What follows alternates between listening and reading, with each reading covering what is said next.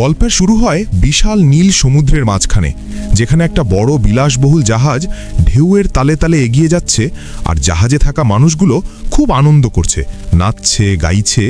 এই ভিড়ের মধ্যে আমাদের গল্পের নায়ক, যাকে আমরা বাবা বলে ডাকবো, সে তার ছোট্ট মেয়েকে জন্মদিনের উপহার হিসাবে একটা ওয়াকি টকি গায় এবং বলে, এটা দিয়ে আমরা একে অপরের সাথে কথা বলবো কোনো টাকা খরচ ছাড়াই।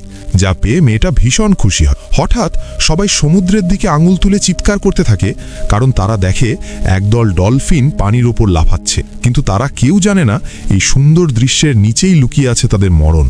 পানির গভীর অন্ধকারে ডলফিনগুলোর ঠিক নিচে বিশাল এক দানবীয় ছায়া নড়াচড়া করছে, যা মুহূর্তের মধ্যে জাহাজের নিচে চলে আসে। ধরাস করে একটা বিশাল ধাক্কা লাগে, আর সেকেন্ডের মধ্যে সেই বিশাল জাহাজটা খেলনার মতো উল্টে যায়। আনন্দ উল্লাস নিমিষেই চিৎকারে বদলে যায় এবং সবাই ছিটকে পড়ে গভীর সমুদ্রে। জাহাজ ডুবির পর দৃশ্য চলে আসে একটা অজানা দ্বীপে, যেখানে ঢেউয়ের তোড়ে ভেসে আসা বাবা জ্ঞান ফিরে পায় এবং দেখে তার মেয়ে কিছুটা দূরে অন্য কিছু মানুষের সাথে সমুদ্রের অগভীর পানিতে আটকা পড়েছে। বাবা উঠে দাঁড়ানোর চেষ্টা করতেই তাদের সামনে দিয়ে ভেসে ওঠে এক বিভীষিকা। সমুদ্রের পানি চিরে উপরে উঠে আসে এক বিশাল বড় সাপ। এত বড় সাপ কেউ কখনো দেখেনি। সাপটা প্রথমে পানির নিচে ছিল, কিন্তু সে কাউকে খায়নি, কারণ সে অপেক্ষা করছিল শিকার ডাঙায় ওঠার। এই দানবটা বাসি খাবার খায় না, সে জ্যান্ত এবং টাটকা মানুষ খেতে পছন্দ করে। সবাই ভয়ে জমে যায়, আর পালানোর কোনো পথ না পেয়ে সাপটা তার বিশাল ল্যাজ দিয়ে বাড়ি মারলে বালুর ওপর থাকা মানুষগুলো পপকর্নের মতো আকাশে ছিটকে যায়। বাবা অসহায়ভাবে তাকিয়ে দেখে সাপটা সোজা তার মেয়ের দিকে এগিয়ে যায় এবং চোখের সামনেই সেই বিশাল হাঁ করে মেয়েটাকে গিলে ফেলে। তারপর বিশাল শরীরটা নিয়ে জঙ্গলের ভেতরে চলে যায়। বাবা পাথরের মূর্তির মতো দাঁড়িয়ে থাকে, কিন্তু তার মন বলছে মেয়েটা এখনো মরেনি, কারণ সাপটা তাকে চিবিয়ে খায়নি, গিলে ফেলেছে। তাই বাবা ঠিক করে সে ওই দানবের পিছু নেবে। তার সাথে যোগ দেয় আরও কয়েকজন, যাদের মধ্যে একজন বড়লোক প্রেমিক, যার প্রেমিকা ওই সাপের পেটে গেছে। আছে দুজন পাওনাদার, যারা একটা বাজে বুড়ো লোকের খোঁজে ছিল। আর আছে একটা অদ্ভুত লোক, যার চুলগুলো জট পাকানো, কাঁধে একটা অগ্নি নির্বাপক সিলিন্ডার, যাকে দেখে পাগল মনে হলেও বিপদের সময় এই লোকটাই হয়তো কাজে লাগবে। তারা সবাই মিলে সেই গভীর জঙ্গলের দিকে পা বাড়ায়, কিন্তু যারা সমুদ্রের পাড়ে ভয়ে থেকে গিয়েছিল তাদের কপালে আরও খারাপ কিছু ছিল। জঙ্গল থেকে বেরিয়ে আসে এক বিশাল বড় ব্যাঙ, আর মানুষগুলো কিছু বুঝে ওঠার আগেই ব্যাঙটা তার আঠালো জিভ দিয়ে তাদের টেনে মুখে পুড়ে নেয়। গল্পের দৃশ্য এখন সাপের গুহার ভেতরে, যেখানে সাপটা জঙ্গলের গভীরে তার বাসায় ফিরে এসে যা খেয়েছিল সব উগড়ে দেয়। অদ্ভুত ব্যাপার হলো, সাপের পেটে যাওয়ার পরেও মানুষগুলো বেঁচে আছে, কারণ তাদের শরীর আঠালো লামায় মাখানো। জ্ঞান ফেরার পর মেয়েটা দেখে সে একা নয়, তার সাথে আছে সেই বড়লোক আঙ্কেলের প্রেমিকা, সেই বাজে বুড়ো লোকটা, আর আরও কয়েকজন। তারা বুঝতে পারে তারা এখন সাপের বাসায়, যেখানে চারদিকে মরা মানুষের হাড় আর দুর্গন্ধ। হঠাৎ তাদের চোখে পড়ে গুহার এক কোণায় অনেকগুলো বড় বড় ডিম। বাজে বুড়ো লোকটা বুদ্ধি করে একটা পাথর তুলে নিয়ে ভাবে ডিমগুলো ভেঙে ফেললে হয়তো সাপটা দুর্বল হবে, তাই সে জোরে একটা ডিমের উপর পাথর মারে, কিন্তু ফল হয় উল্টো। ডিমটা ফাটতেই ভেতর থেকে বেরিয়ে আসে একটা বাচ্চা সাপ, যা মানুষের সমান বড়। বাচ্চা সাপটা হিস হিস শব্দ করে তাদের দিকে তেড়ে আসে এবং তাদের সাথে থাকা আহত একজন মহিলাকে সোজা কামড়ে ধরে টেনে নিয়ে গিয়ে চোখের পলকে শেষ করে ফেলে। বাজে বুড়ো বুঝতে পারে এভাবে বসে থাকলে সবাই মারা পড়বে, তাই সে সাহস করে আবার পাথরটা হাতে নেয় এবং বাচ্চা সাপটার মাথায় জোরে আঘাত করে মেরে ফেলে। কিন্তু তারা জানে মা সাপটা যে কোনো সময় ফিরে আসতে পারে। এদিকে বাবা আর তার দল জঙ্গলের গভীরে এগিয়ে গিয়ে খুব ক্লান্ত হয়ে একটা বিশাল গাছের নিচে বসে। গাছটা দেখতে খুব অদ্ভুত, কারণ এর শরীর থেকে তেলের মতো চটচটে রস গড়িয়ে পড়ছে। দলের একজন লোক পকেট থেকে দিয়াশলাই বের করে সিগারেট ধরানোর চেষ্টা করে। যেই না কাঠিটা নিচে ফেলল, সাথে সাথে মাটিতে থাকা ওই চটচটে রসে আগুন ধরে গেল। তখন সেই পাগল মতো লোকটা তার কাঁধের সিলিন্ডার দিয়ে গ্যাস স্প্রে করে আগুন নিভিয়ে দিল। আসলে ওটা কোনো সাধারণ গাছ ছিল না, ওটা ছিল একটা মানুষ খেকো গাছ। আগুনের তাপে গাছটা জেগে ওঠে, আর হঠাৎ গাছের ডালপালাগুলো সাপের মতো নড়তে শুরু করে এবং মাটি ফুঁড়ে শিকড়গুলো বেরিয়ে এসে মানুষগুলোকে পেঁচিয়ে ধরতে থাকে। তাদের দলের একজন ক্যাপ্টেনকে গাছের লতা আষ্টে পিষ্টে জড়িয়ে ধরে, আর লতাগুলো তার শরীরে কাঁটার মতো গেঁথে গিয়ে রক্ত চুষতে শুরু করে। চোখের সামনে ক্যাপ্টেন শুকিয়ে কাঠ হয়ে যায়, আর বাকিরা কোনো মতে সেই গাছ থেকে প্রাণ নিয়ে পালায়। গাছ থেকে বাঁচার পর তারা একটা ঘন কুয়াশাময় এলাকায় প্রবেশ করে, যেখানে ঝাঁকে ঝাঁকে উড়ন্ত পিরানা মাছ উড়ে এসে মানুষের শরীরে কামড় বসায়। বাবা সবাইকে নির্দেশ দেয় মাটির সাথে মিশে থাকতে, এবং তারা হামাগুড়ি দিয়ে কোনো মতে সেই এলাকা পার হয়। হাঁটতে হাঁটতে তারা মাটিতে বিশাল পায়ের ছাপ দেখতে পায়, আর একটু সামনে এগোতেই তারা দেখতে পায় সেই বিশাল ব্যাঙটাকে, যেটা সমুদ্রের পাড়ে মানুষগুলোকে খেয়েছিল। ব্যাঙটা এখন জঙ্গলের ভেতরে একটা বিশাল জোককে ধরে খাচ্ছে। ব্যাঙটা হঠাৎ মানুষের গন্ধ পেয়ে ঘুরে তাকায় এবং তার লম্বা জিভ ছুঁড়ে মারে, যা তাদের দলের একজন লোকের গায়ে লাগতেই চামড়া পুড়ে যেতে থাকে, কারণ ব্যাঙের জিভে আছে ভয়ঙ্কর অ্যাসিড। বাবা বুঝতে পারে এই দানবের সাথে লড়াই করে জেতা সম্ভব নয়, তাই তারা পালাতে থাকে।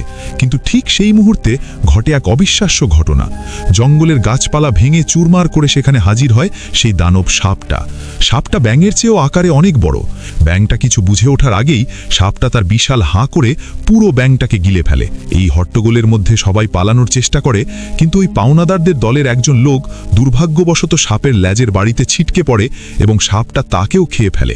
বাকিরা কোনো মতে জীবন হাতে নিয়ে সেখান থেকে পালায়। দৃশ্য এখন আবার সেই গুহার ভেতরে, যেখানে ছোট্ট মেয়েটা আটকে আছে।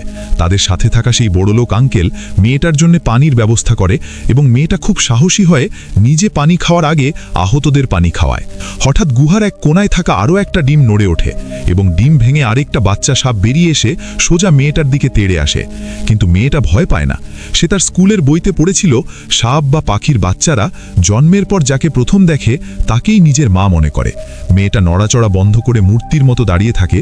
বাচ্চা সাপটা তার কাছে এসে গন্ধ শোকে, এবং মেয়েটা সাপটার মাথায় হাত বুলিয়ে দিলে আশ্চর্যের ব্যাপার হলো সাপটা তাকে কামড় না দিয়ে তার পায়ের কাছে বেড়ালের মতো বসে পড়ে।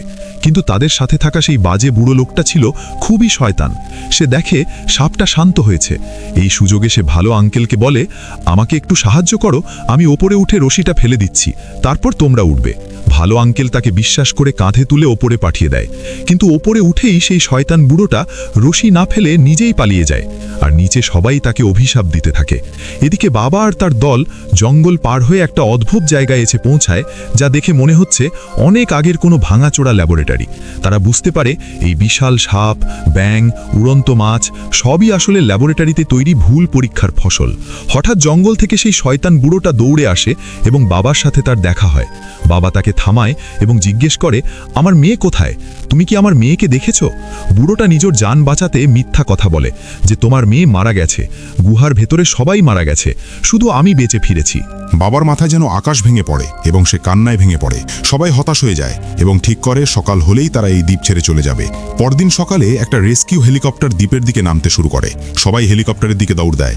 ঠিক সেই সময়ে বাবার পকেটে থাকা ওয়াকিটকিটা ক্যাক ক্যাক করে বেজে ওঠে এবং ওপাশ থেকে মেয়েটার গলার আওয়াজ ভেসে আসে। বাবা থমকে দাঁড়ায়। তার মানে বুড়োটা মিথ্যে বলেছিল, তার মেয়ে বেঁচে আছে। বাবা রাগে আগুনের মতো হয়ে যায় এবং সে হেলিকপ্টারে না উঠে তার দলের লোকদের নিয়ে আবার জঙ্গলের দিকে দৌড় দেয়। শয়তান বুড়োটা এসবে তোয়াক্কা না করে একা হেলিকপ্টারের দিকে দৌড়াতে থাকে। ঠিক তখনই জঙ্গল কাঁপিয়ে সেই বিশাল সাপটা মাটি ফুঁড়ে ওপরে উঠে আসে।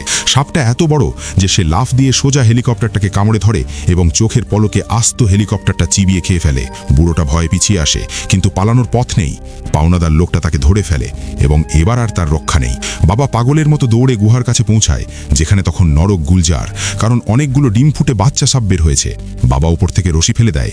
নিচে থাকা সেই ভালো আঙ্কেল বুঝতে পারে সবাই একসাথে উঠতে পারবে না, তাই সে তখন এক বিশাল আত্মত্যাগ করে। সে একটা মশাল হাতে নিয়ে সাপগুলোর দিকে দৌড়ে যায় এবং চিৎকার করে বলে, তোমরা পালাও, আমি এদের আটকে রাখছি। সাপগুলো তাকে ঘিরে ফেলে এবং মেরে ফেলে, কিন্তু তার এই ত্যাগের বিনিময়ে বাবা তার মেয়েকে এবং প্রেমিকা মেয়েটিকে ওপরে টেনে তুলতে সক্ষম হয়। তারা দৌড়াতে থাকে এবং বিশাল সাপটা তাদের পিছু নেয়। এবার সাপটা আরও ক্ষেপে গেছে। তারা দৌড়ে সেই অদ্ভুত তেলতেলে গাছটার কাছে চলে আসে, যেই গাছটার রসে আগুন ধরে যায়। তাদের দলের সেই অদ্ভুত লোকটা, যার কাঁধে গ্যাস সিলিন্ডার ছিল, একটা বুদ্ধি বের করে এবং বলে, এই সাপটাকে সাধারণ অস্ত্রে মারা যাবে না, একে পুড়িয়ে মারতে হবে। সাপটা তাদের ঘিরে ফেলে এবং যখনই বাবার উপর হামলা করতে যাবে, ঠিক তখনই মেয়েটা বাবার সামনে এসে দাঁড়ায়। সাপটা মেয়েটাকে আবার গিলে ফেলার জন্য মুখ হাঁ করে। সেই মুহূর্তেই অদ্ভুত লোকটা একটা জ্বলন্ত মশাল ছুঁড়ে মারে সেই তেলতেলে গাছের উপর, আর বাবা তার মেয়েকে নিয়ে এক পাশে ঝাঁপ দেয়। গাছটাতে দাউ দাউ করে আগুন জ্বলে ওঠে এবং আগুনের শিখা এত দ্রুত ছড়ায় যে সাপটা কিছু বোঝার আগেই আগুনের কুণ্ডলিতে আটকা পড়ে। গাছের তেলতেলে রস সাপের গায়ে লেগে যায় এবং পুরো সাপটা একটা বিশাল আগুনের গোলার মতো জ্বলতে থাকে। সাপটা যন্ত্রণায় চিৎকার করতে করতে মাটিতে আছড়ে পড়ে এবং কিছুক্ষণ ছটফট করার পর সেই বিশাল দানবটা কয়লার মতো কালো হয়ে মাটি মাটিতে লুটিয়ে পড়ে। আগুন নিভে যাওয়ার পর সবাই সাপের কাছে যায় এবং বাবা সাপের পোড়া শরীরের দিকে তাকিয়ে থাকে। হঠাৎ তার মনে হয় সাপের মুখের কাছে কিছু একটা নড়ছে। সবাই অবাক হয়ে দেখে বাবা সাপের হাঁ করা মুখের ভেতর হাত ঢুকিয়ে দিচ্ছে এবং সে প্রথমে সেই ওয়াকিটকিটা বের করে আনে, তারপর সাপের পেট থেকে তার মেয়েকে টেনে বের করে আনে। মেয়েটার সারা গায়ে আঠালো পদার্থ লেগে আছে, কিন্তু সে শ্বাস নিচ্ছে। সে চোখ মেলে তাকায়, আসলে সাপের পেটের চামড়া এত মোটা ছিল যে আগুনের তাপ ভেতরে পৌঁছাতে পারেনি, আর মেয়েটা ছিল সাপের গলার কাছে, তাই সে বেঁচে গেছে। বন্ধুরা, সিনেমার গল্প তো শেষ হলো, কিন্তু আপনাদের কি মনে হয় বাস্তবে কি এত বড় সাপের পেট থেকে ওভাবে বেঁচে ফেরা সম্ভব, নাকি পুরোটাই পরিচালকের গাঁজাখুরি কল্পনা? কমেন্ট করে আপনাদের মতামত জানান। আর হ্যাঁ, এত বড় একটা স্ক্রিপ্ট লিখতে অনেক কষ্ট হয়েছে, তাই ভিডিওতে একটা লাইক অবশ্যই দেবেন। আর আপনারা যদি এরকম আরও রোমাঞ্চকর মুভি এক্সপ্লেনেশন শুনতে চান, তাহলে এখনই চ্যানেলটা সাবস্ক্রাইব করে বেল আইকনটি বাজিয়ে দিন। দেখা হচ্ছে পরের কোনো ভিডিওতে।